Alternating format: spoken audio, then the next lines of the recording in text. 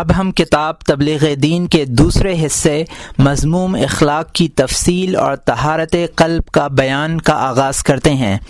اللہ تعالیٰ فرماتا ہے کہ جس نے اپنا قلب پاک بنا لیا وہی فلاح کو پہنچا، اور رسول مقبول صلی اللہ علیہ وآلہ وسلم فرماتے ہیں کہ طہارت نصف ایمان ہے، کیونکہ ایمان کے دو جز ہیں، یعنی قلب کا ان نجاستوں سے پاک کرنا جو حق تعالیٰ کو ناپسند ہیں، اور ان خوبیوں سے آراستہ کرنا جو اللہ تعالیٰ کو پسند اور محبوب ہیں۔ گویا نجاست سے طہارت کرنا ایمان کا ایک جز ہے، اور طاعت سے زینت و آرائش اس کا دوسرا ٹکڑا ہے۔ لہٰذا اول وہ اخلاق ذمیمہ معلوم ہونے چاہیے جن سے قلب کو پاک رکھنا ضروری ہے۔ سو ان کے اصول بھی 10 ہیں، جن میں سے ہر ایک کو جدا جدا بیان کیا جاتا ہے۔ پہلی اصل کثرت عقل اور حرص طعام کا بیان۔ کثرت عقل یعنی بہت زیادہ کھانا۔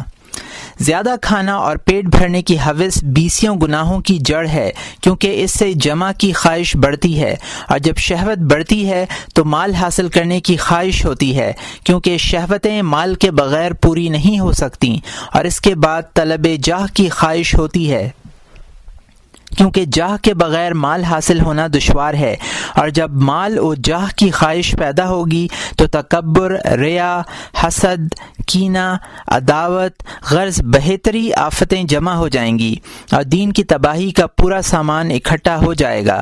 اس لیے حدیث میں بھوک کی زیادہ فضیلت آئی ہے۔ رسول مقبول صلی اللہ علیہ وآلہ وسلم فرماتے ہیں کہ آدمی کے لیے بھرنے کے واسطے پیٹ سے زیادہ کوئی برا برتن نہیں ہے۔ آدمی کو ضرورت کے لیے تو چند لقمے کافی ہیں جن سے زندگی قائم اور کمر مضبوط رہے، اور اگر اس سے زیادہ ہی کھانا ضروری ہے تو پیٹ کے 3 حصے کر لینے چاہیے کہ تہائی حصہ کھانے کے لیے ہو، تہائی حصہ پانی کے لیے، اور تہائی حصہ سانس کے لیے خالی چھوڑ دیا جائے۔ تقلیل طعام کے فوائد۔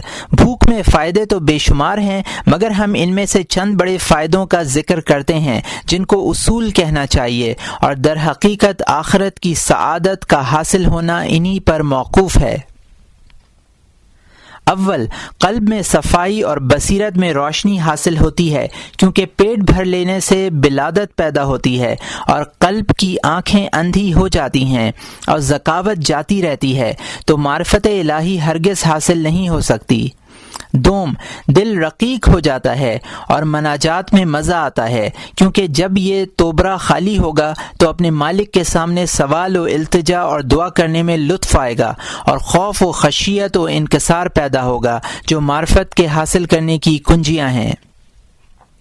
سوم، سرکش نفس ذلیل اور مغلوب ہو جاتا ہے، اور ظاہر ہے کہ جب دشمن خدا کو شکست ہوئی اور غفلت کا دروازہ بند ہو گیا تو حق تعالی کی جانب توجہ ہوگی اور سعادت کا دروازہ کھل جائے گا۔ یہی وجہ ہے کہ جب رسول مقبول صلی اللہ علیہ وآلہ وسلم پر دنیا پیش کی گئی تو آپ نے منظور نہیں فرمائی، اور یوں عرض کیا کہ بار الہ، میں چاہتا ہوں کہ ایک دن پیٹ بھرے تاکہ شکر ادا کروں، اور ایک دن فاقہ ہو تاکہ صبر کروں۔ چہارم، آخرت کی مصیبتوں اور عذاب کی تکلیفوں کا دنیا میں بھی کچھ مزہ چکھنا چاہیے، تاکہ ان کی اذیت سے نفس خبردار ہو کر ڈرے، اور ظاہر ہے کہ بھوک سے زیادہ انسان اپنے نفس کو کوئی عذاب نہیں پہنچا سکتا، کیونکہ اس میں کسی قسم کے تکلف اور سامان فراہم کرنے کی حاجت نہیں ہے، اور جب بھوک کی وجہ سے عذاب الہی کا ہر وقت مشاہدہ رہے گا تو حق تعالی کی معصیت کی جانب توجہ بھی نہ ہوگی اور نافرمانی کی جرأت نہ ہو سکے گی۔ پنجم، تمام شہوتیں کمزور ہو جاتی ہیں کہ کسی خواہش کے پورا ہونے کی آرزو نہیں رہتی، اور دنیا کی محبت دل سے نکل جاتی ہے۔ حضرت ذوالنون مصری رحمۃ اللہ علیہ فرماتے ہیں کہ جب کبھی میں نے پیٹ بھر کر کھایا ہے تو ضرور کوئی نہ کوئی گناہ مجھ سے سرزد ہوا، یا کم از کم گناہ کا قصد تو ہو ہی گیا۔ حضرت عائشہ صدیقہ رضی اللہ تعالی عنہا فرماتی ہیں کہ رسول مقبول صلی اللہ علیہ وآلہ وسلم کے بعد سب سے پہلی بدعت جو ایجاد ہوئی وہ پیٹ بھر کر کھانا ہے۔ بس جب مسلمانوں کے پیٹ بھرنے لگے تو ان کے نفس ان کو دنیا کی طرف کھینچ کر لے گئے۔ ششم یعنی زیادہ نیند نہیں آتی اور عبادت گراں نہیں گزرتی، کیونکہ پیٹ بھر کر کھانے سے نیند کا غلبہ ہوا کرتا ہے، اور نیند سے عمر بھی کم ہوتی ہے کیونکہ وہ خدا کی عبادت نہیں کرنے دیتی۔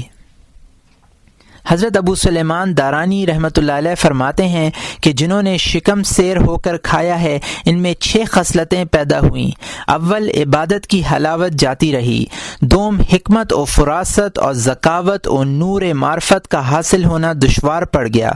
سوم، مخلوق خدا پر شفقت اور ترس کھانے سے محرومی ہوئی کیونکہ سب کو اپنے ہی جیسا پیٹ بھرا ہوا سمجھا۔ چہارم، معدہ بھاری ہو گیا۔ پنجم، خواہشات نفسانی زیادہ ہو گئیں۔ اور ششم، یہ حالت ہو گئی کہ مسلمان مسجدوں کی طرف آ رہے ہوں گے اور یہ بیت الخلاء جا رہا ہوگا، اللہ کے بندے بیت اللہ کا چکر لگا رہے ہوں گے اور یہ کوڑیوں کا گشت کر رہا ہوگا۔ ہفتم، دنیاوی تفکرات کم ہو جائیں گے اور فکر معاش کا بار ہلکا ہو جائے گا، کیونکہ جب بھوک کی عادت ہو گئی تو تھوڑی سی دنیا پر قناعت کر سکے گا اور پیٹ کی خواہش پورا کرنے کو دوسروں سے قرض نہ لے گا بلکہ اپنے ہی نفس سے قرض مانگ لے گا، یعنی اس کو خالی رکھے گا۔ شیخ ابراہیم بن ادہم رحمۃ اللہ علیہ سے جب کہا جاتا تھا کہ فلاں چیز گراں ہو گئی تو یوں فرما دیا کرتے تھے کہ ترک کر دو اور اس کی خواہش چھوڑ کر اس کو ارزاں بنا لو۔ اس سے زیادہ سستی چیز کیا ہو سکتی ہے کہ اس کو خریدا ہی نہ جائے۔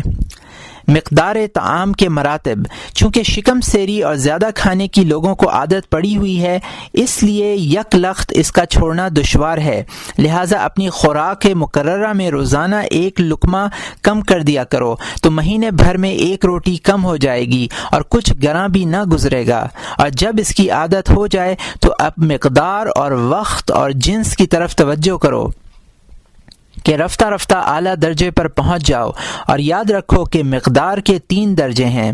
اعلیٰ درجہ صدیقین کا ہے، یعنی بس اتنا کھانا چاہیے کہ جس سے کمی کرنے میں زندگی جاتی رہے یا عقل میں فطور آ جائے۔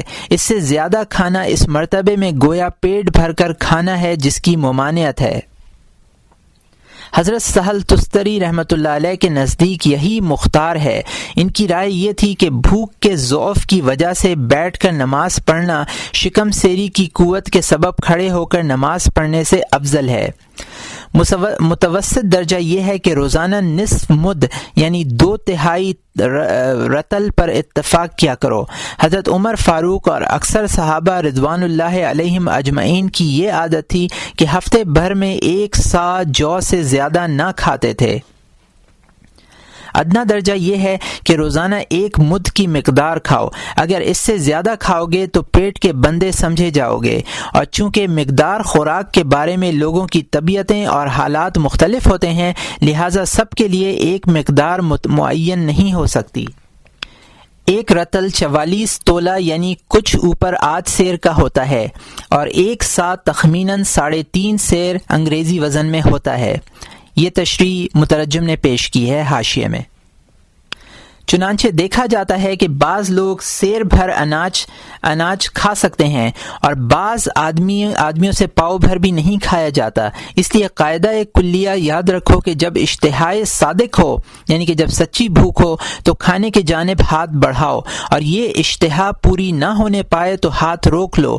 اور صادق اشتہا کی علامت یہ ہے کہ جیسی بھی روٹی سامنے آ جائے اس کو سالن اور ترکاری کے بغیر کھانے کی رغبت ہو، کیونکہ جب خالص گیہوں کی خواہش ہوئی یا سالن کے بغیر روٹی کھانا گراں گزرا تو معلوم ہوا کہ بھوک کی سچی خواہش نہیں ہے بلکہ طبیعت کو لذت اور ذائقے کی جانب ایسا میلان ہے جیسا شکم سیر ہونے کے بعد پھل یا میوے کا ہوا کرتا ہے، اور ظاہر ہے کہ اس کا نام بھوک نہیں ہے بلکہ تفکر اور تلذذ ہے۔ وقت عقل کے مختلف درجات یعنی کھانے کے وقت کے مختلف درجات۔ کھانے کے وقت میں بھی کئی درجے ہیں۔ اعلیٰ درجہ تو یہ ہے کہ کم از کم 3 دن بھوکے رہ کر چوتھے دن کھایا کرو۔ دیکھو حضرت صدیق رضی اللہ تعالی عنہ پے در پے 6 دن تک بھوکے رہتے تھے، اور حضرت ابراہیم بن ادہم رحمۃ اللہ علیہ اور حضرت سفیان الثوری رحمۃ اللہ علیہ 7 دن بھوکے رہنے کے عادی تھے، اور بعض لوگوں کے فاقے کی نوبت 40 دن تک پہنچی ہے۔ اور یاد رکھو کہ جو شخص 40 دن تک بھوکا رہے گا اس پر ملکوتی عجائب اور اسرار میں سے کوئی راز ضرور منکشف ہوگا، اور چونکہ یک لخت اس کا حاصل کرنا بھی دشوار ہے اس لیے آہستہ آہستہ بھوک کی عادت ڈالو۔ متوسط درجہ یہ ہے کہ 2 دن بھوکے رہو اور تیسرے دن کھایا کرو، اور ادنا درجہ یہ ہے کہ روزانہ صرف ایک دفعہ کھاؤ، کیونکہ دونوں وقت کھانے سے تو بھوک کی حاجت ہی نہ ہوگی۔ پس جو شخص 2 وقت کھانے کا عادی ہے اس کو تو بھوک کا مزہ ہی نہیں معلوم ہو سکتا کہ کیسا ہوتا ہے۔ جنس طعام کے مراتب مختلفہ، جنس یعنی کس طرح کا کھانا ہے، اس میں اعلیٰ درجہ گیہوں کی روٹی کا ترکاری کے ساتھ کھانا ہے، اور ادنا درجہ جو کی روٹی کو بلا ترکاری کھانا۔ یاد رکھو کہ ترکاری کی عادت اور مداومت بہت بری ہے۔ حضرت فاروق اعظم رضی اللہ تعالی عنہ نے اپنے بیٹے کو نصیحت فرمائی تھی کہ صاحبزادے کبھی گوشت روٹی کھاؤ اور کبھی روٹی و گھی، اور کبھی دودھ روٹی، کبھی سرکہ روٹی، کبھی زیتون کے ساتھ روٹی کھاؤ اور کبھی نمک کے ساتھ، اور کبھی صرف روٹی پر قناعت کرو۔ حضرت فاروق اعظم رضی اللہ تعالی عنہ کا یہ ارشاد بھی ان لوگوں کے لیے ہے جن کو ترکاری کی ہمیشہ عادت ہے۔ سالکوں کو ترک لذائذ کی ضرورت۔ جو اہل طریقت اور سالک ہیں ان کو ترکاری کیا مانے، سارے ہی مزیدار چیزوں اور خواہشوں کے پورا کرنے سے منع کیا جاتا ہے۔ بعض بزرگوں نے ایک چیز کی خواہش کو 10 اور 20 برس روکے رکھا اور پورا نہیں ہونے دیا۔ رسول اللہ صلی اللہ علیہ وسلم نے فرمایا ہے کہ میری امت میں بدتر لوگ وہ ہیں جن کے بدن عمدہ غذاؤں اور لذیذ طعام سے پرورش پائے ہوئے ہیں۔ ایسے لوگوں کی ہمتیں بس طرح طرح کے کھانوں اور قسم قسم کے لباس ہی کی جانب متوجہ ہیں کہ منہ پھاڑ پھاڑ کر باتیں بناتے ہیں اور کام کچھ بھی نہیں کرتے۔